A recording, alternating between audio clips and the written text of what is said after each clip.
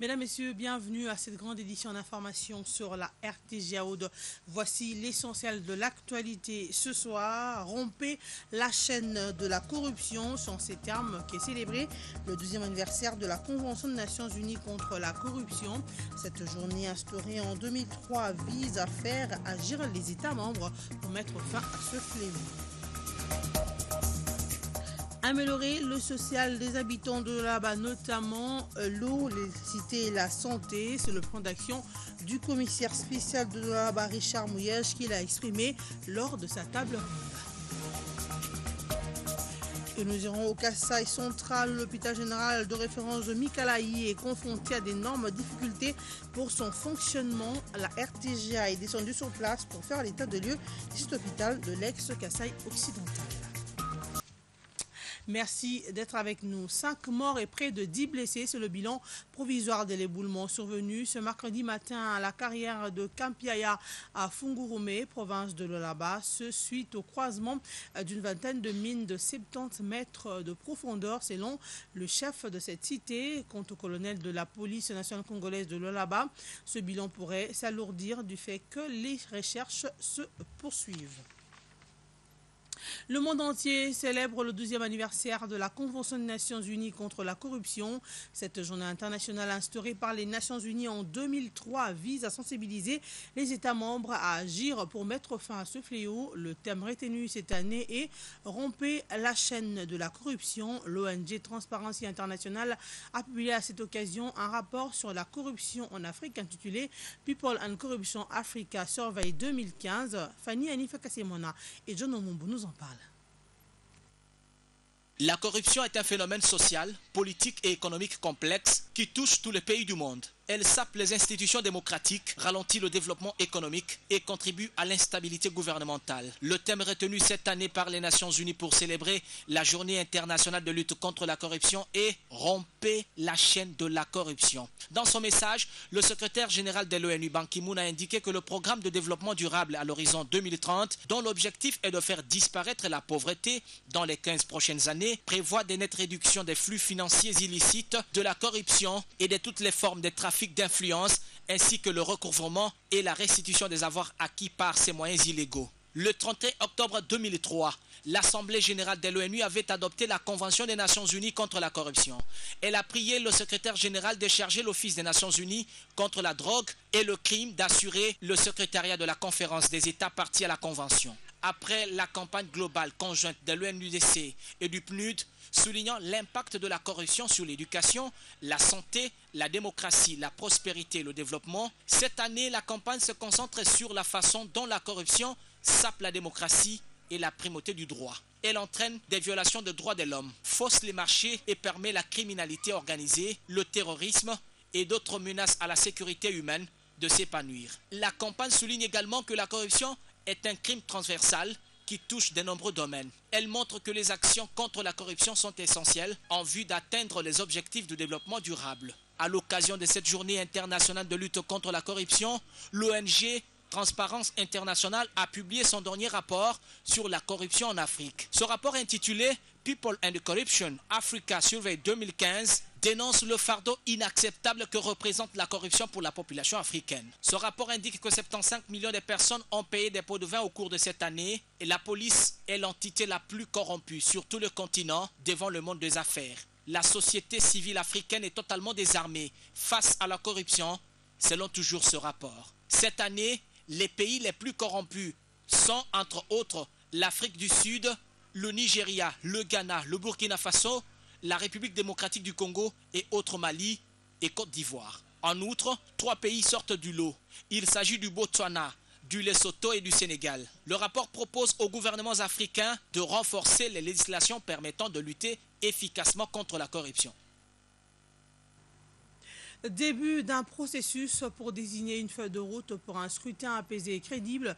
C'est l'objectif du rapport publié par le Bureau conjoint des Nations Unies aux droits de l'homme, a dit José Maria Aranez, responsable de ce bureau onusien, au cours de la conférence de presse de la MONUSCO mercredi à Kinshasa. D'après ce fonctionnaire des Nations Unies, les informations avec le gouvernement ont toujours été partagées de façon routinière en respectant la méthodologie standard des Nations Unies. Il a par ailleurs souligné que le plus important dans ce rapport, ce sont les recommandations en vue des élections à peser. Et face à ce rapport du BCNUDH, le ministre de la Justice, garde des Sceaux et droits humains rejette le rapport du Bureau conjoint des Nations Unies aux droits de l'homme. Alexis Tambwe Mwamba dénonce le manque d'objectivité qui caractérise ce rapport. Pour le ministre, le BCNUDH fait preuve de partialité dans son rapport. Un commentaire de Fanny Anifakasemona et John Omombo. Réagissant au rapport du Bureau des Nations Unies aux droits de l'homme, le ministre de la Justice, garde des Sceaux et droits humains, a rappelé la collaboration que le gouvernement de la République démocratique du Congo a toujours voulu transparente avec ce bureau. Alexis Tambwe Mwamba dit regretter le manque d'objectivité, les imprécisions, le procès d'intention, les contre-vérités et les accusations gratuites qui caractérisent ce rapport. Selon lui, il s'agit d'un rapport imprécis et de mauvaise foi qui vise entre autres à ternir l'image des forces de sécurité. Le ministre de la Justice a relevé une contradiction entre le fait que le Bureau des Nations Unies aux droits de l'homme dise avoir vérifié toutes les informations auprès des différentes sources et 16 pages plus loin déclare n'avoir pas vérifié toutes les allégations portées à sa connaissance pour cause des restrictions diverses. Pour le numéro 1 de la justice, le bureau fait preuve de partialité dans son rapport. Il se fait avocat de l'opposition politique, des acteurs de médias, de la société civile qu'il présente comme victimes. Comme s'il ne s'agissait que des saints hommes irréprochables, souligne Alexis Tambwe Mwamba qui évoque les obligations légales auxquelles ces acteurs sont assujettis dans l'exercice de différents droits de l'homme qui seraient violés. Il n'est pas exclu quelques dérapages dans l'exécution des tâches des services de défense et de sécurité, concède le ministre de la Justice. Mais Alexis Tambwe Mwamba réclame des dénonciations avérées et des indications précises. Il s'agit des identités et adresses des auteurs de ces violations, estimant que sans cela, il lui est impossible de vérifier ces allégations. Sur 26 000 prisonniers en République démocratique du Congo, il y a 3 000 détenus relevant des forces armées de la République démocratique du Congo FARDC et 1500 de la police nationale, note le ministre de la Justice. Preuve, selon Alexis Tambwe Mwamba, de la volonté du gouvernement de la République démocratique du Congo de lutter contre l'impunité. Et sachez qu'il sera célébré ce 10 décembre 2015, la journée mondiale de droits de l'homme. En prélude à cette journée, un atelier de concertation a été organisé entre les organisations non gouvernementales de droits de l'homme et les ambassadeurs de l'Union européenne accrédités en RDC. Objectif, faire un état de lieu de droits de l'homme en RDC pour l'année 2015. C'était du 8 au 9 décembre au cercle Elaïs de Kinshasa-Gombe, Neftali, Bomoutala Oseni, John Omombo et Serge Moloa. Il y a une certaine évaluation. Ils étaient en atelier de concertation, les membres de différentes ONG des droits de l'homme et les ambassadeurs de l'Union européenne. Au cours de cet atelier, ces défenseurs ont évalué la situation des droits de l'homme en République démocratique du Congo dès janvier 2015 à ce jour.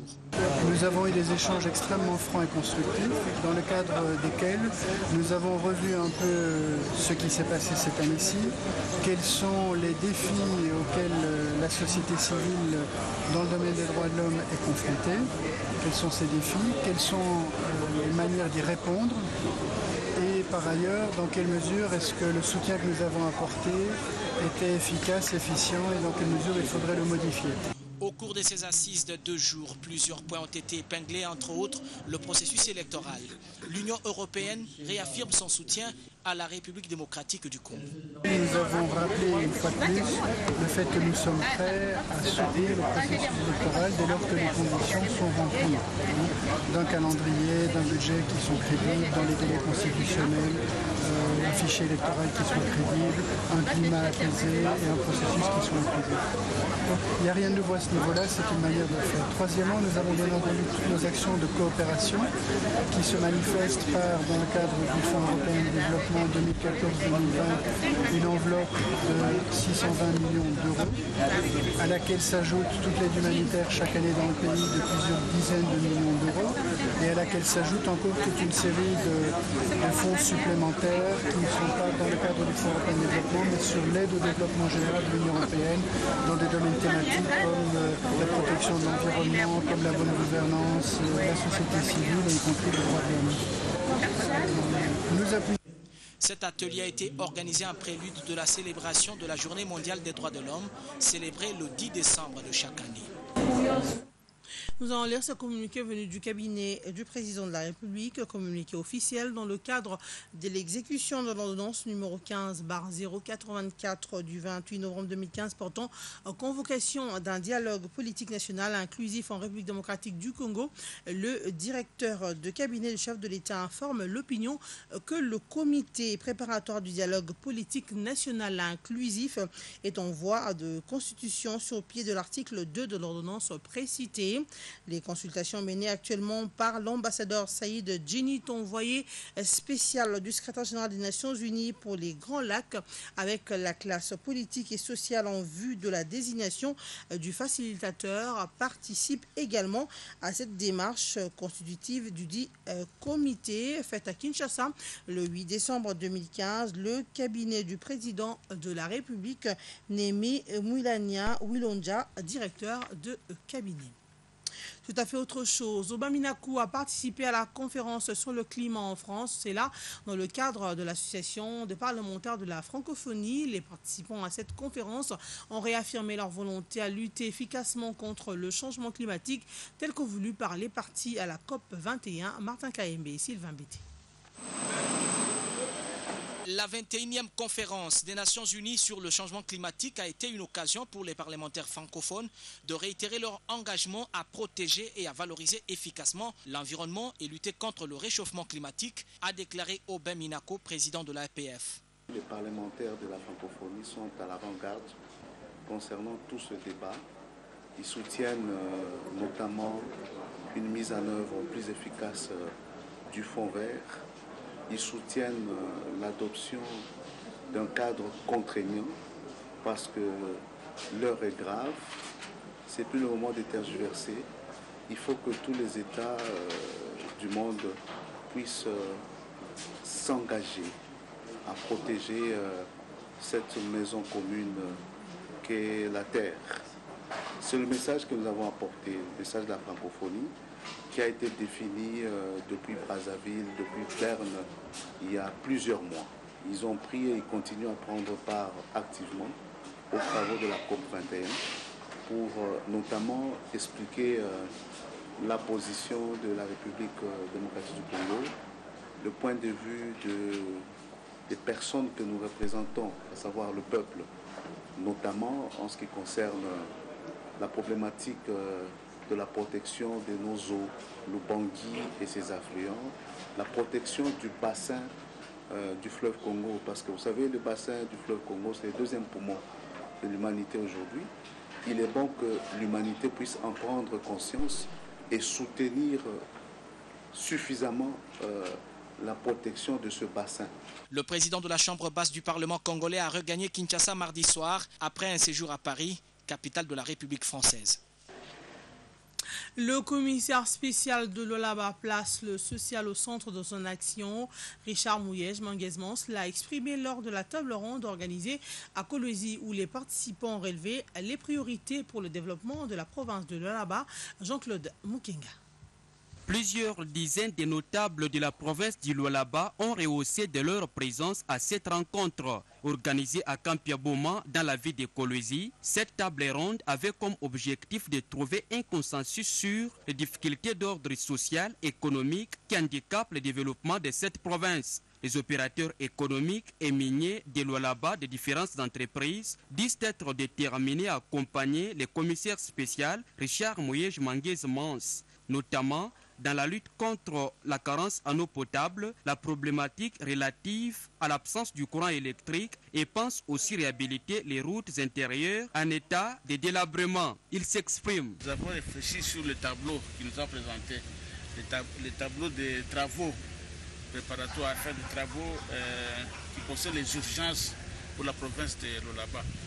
Pour CMCK, nous allons nous engager dans la réhabilitation des châteaux d'eau. Nous sommes engagés d'abord d'arranger la route du Sonoy. Donc nous allons arranger et consolider les digues de Kabongo, l'axe CPA et aussi aménager la route qui va vers Moussono jusque le village Pierre-Moutema. Vous savez que tout développement doit être intégré. Et dans cette matière, j'ai une petite expérience que j'ai voulu mettre en tout cas à la disposition de monsieur le commissaire spécial du Lualaba, l'honorable Mouyège, et des entreprises ici aussi. L'une des priorités que nous avons eues sur la directive de son Excellence Monsieur le Président de la République était la construction des villages modernes. À savoir, même le gouverneur de l'ex-province orientale, Jean Bamani Sassaïdi, a pris part à cette rencontre pour partager ses expériences avec les opérateurs de Lualaba, surtout dans le secteur minier. Dans le reste de l'actualité, l'orphelinat Mama Coco et le homme de veillard de Kintambo ont été au programme de la visite ce mercredi de la directrice générale de la fondation Vodacom qui poursuit ses activités du mois de partage. Anaï Bewa, qui croit à l'esprit du partage, a promis de faire plus. Hugo Batadi, Linda Kibouché, Simon Kabamba, signe ce reportage. La générosité de la Fondation Vodacom en ce mois de partage est loin d'être épousée. Ce mercredi, il a plu à la haute direction de cette fondation d'assister l'orphelinat Maman Coco à Kimbonto. Un lot important des vivres et biens de première nécessité ont été remis à son directeur général, le père Hugo Rios, par la DG Anaï Bewa. Manifestant sa gratitude, le père Hugo a loué l'esprit du partage qui anime cette société de télécommunications qui n'est pas à son premier geste. Non, ce n'est pas la première fois. Ce n'est pas la première fois, c'est beaucoup des années. Naturellement, ils sont venus, ils m'ont gâté beaucoup des années. Noël avec la famille. Et nous sommes en famille. Merci beaucoup pour notre famille. Au terme du tour des salles et visite des services qu'offre ce centre d'encadrement, le manager exécutif régional commercial stratégie de Vodacom a tout noté en promettant de revenir dès que possible. Ce n'est pas la première fois et ça ne sera pas la dernière fois. Vodacom, à part faire des bénéfices dans ces pays, Vodacom rétribue aussi une partie de ces bénéfices dans les œuvres sociales qui puissent aider la population. Donc Vodacom reviendra et reviendra toujours pour tout ce genre d'œuvres. Pour boucler sa ronde du jour, la DG de la Fondation et sa délégation ont pensé aux veillards de Kimbondo qui ont également droit à la vie. Comme partout ailleurs, un lot de vivres leur a été remis afin de leur redonner sourire et joie de vivre. Nous l'avons dit au début de ce journal, l'hôpital général de référence de Mikalayi au Kasaï central est confronté à d'énormes difficultés pour son fonctionnement, le manque d'eau et d'électricité, le manque d'équipement et des récréatifs de laboratoire. C'est le contenu du tableau sombre que présente cette formation médicale. L'état des lieux a été fait par Pamphile Kayombo. Construit en 1952, l'hôpital général de référence de Mikalayi se trouve à 35 km à l'ouest de la ville de Kananga, chef-lieu de la province du Kasaï central. Cette institution médicale emploie 42 personnes, dont 4 médecins et 22 infirmiers. Comme toute institution médicale, l'hôpital de Mikalayi organise 4 services ordinaires. Nous avons médecine interne, pédiatrie, gynéco-obstétrique. Nous avons aussi les services de médecine interne et certains services comme service des soins intensifs. Cet hôpital fait face à des difficultés de plusieurs ordres. D'abord, le faible taux du personnel pris en charge par le gouvernement et aussi le manque de certains matériels. Nous n'avons pas la radiographie, notre bloc opératoire n'est pas tellement équipé, et les laboratoires n'en parlons pas. Le laboratoire n'est pas épargné. Non seulement il manque certains réactifs, mais aussi l'énergie électrique. Au labo, comme dans la salle d'opération, ce sont les lampes torches qui sont utilisées. Il y a d'autres appareils qui demandent facilement l'électricité, c'est-à-dire vous mettez par exemple centrifugeuse pour le hématocrite, pour les urines, manuel, ça nous prend un peu beaucoup de temps. On a beaucoup de malades, surtout les courants. Et puis d'autres, des petites choses, des petits matériels, ça peut venir après. Mais d'abord, surtout les courants. Même la nuit, nous avons des difficultés pour travailler. Par exemple, pour donner par exemple l'examen de la réponse de l'hémoglobine. La méthode que nous utilisons, c'est la méthode de Saïli. Ça demande, il faut avoir les yeux. Parce que à travers les yeux, que vous pouvez donner un bon résultat. Mais nous nous efforçons avec nos lampes torches Donc c'est vraiment difficile. La réalisation de la promesse du chef de l'État de donner du courant à la population kassaïenne est fortement attendue. Une situation qui doit donc interpeller les autorités du Kasaï central. Nous vous rappelons les grands titres de ce journal avant la seconde partie. Rompez la chaîne de la corruption. C'est en ce terme que célébrer le 12e anniversaire de la Convention des Nations Unies contre la corruption. Cette journée instaurée en 2003 vise à faire réagir les États membres pour mettre fin à ce fléau. Améliorer le social des habitants de Lualaba, notamment l'eau, l'électricité, la santé. C'est le plan d'action du commissaire spécial de Lualaba, Richard Mouyej-Monguesbon, ce qu'il a exprimé lors de sa table ronde. Et enfin, nous sommes allés au Kasaï central où l'hôpital général de référence de Mikalayi est confronté à d'énormes difficultés pour son fonctionnement. La RTGA est donc descendue sur place pour faire l'état de lieu de cet hôpital de l'ex-Kasaï occidental. Restez avec nous, la seconde partie, ça sera le sport avec Ben Ngoy. Ce journal vous a été offert